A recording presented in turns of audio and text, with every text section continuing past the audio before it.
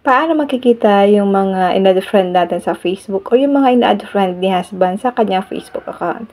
Ngayon, open lang natin ang Facebook account natin at mag-login. Tap 3 lines, tap profile. Then, scroll down lang natin, tap 3 dots. Then, tap activity log. Tap natin dito ang connections. Meron ditong friends, followers, supervision. Dito lang tayo sa friends. Your friends on Facebook, friend request, friending, preferences. Itap lang natin itong arrow down dito sa right side. Then, your friends, remove friends, receive friend request, send friend request. Your friends, ito po yung mga friend din natin sa Facebook. Remove friends, ito po yung mga dinilit natin friends sa Facebook.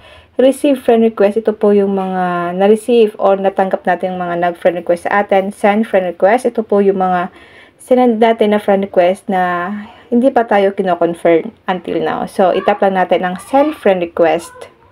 Pasensya na kayo guys, ako medyo maingay sa background ko.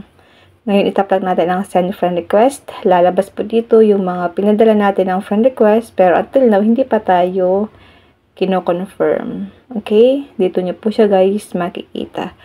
So, pwede pa natin guys makita yung mga nagpadala sa atin ng friend request.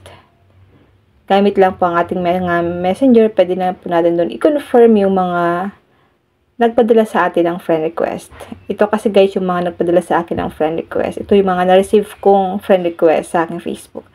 So, open lang natin ang messenger natin. Tap 3 lines. Tap friend request. So, pwede na po natin dito guys i-confirm yung mga nagpadala sa atin or yung mga na-receive nating friend request sa ating Facebook.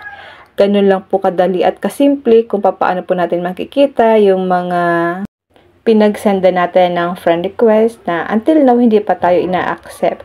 Kung gusto niyo pong makita yung mga ina-add friend ni husband, i-open nyo lang po ang kanilang mga Facebook account. Then, ganun din po ang gagawin niya. Kung paano natin dito nakita yung mga pinadala natin ng friend request na hindi pa tayo na-accept. Yun lang guys, sana po may natutunan kayo sa aking video.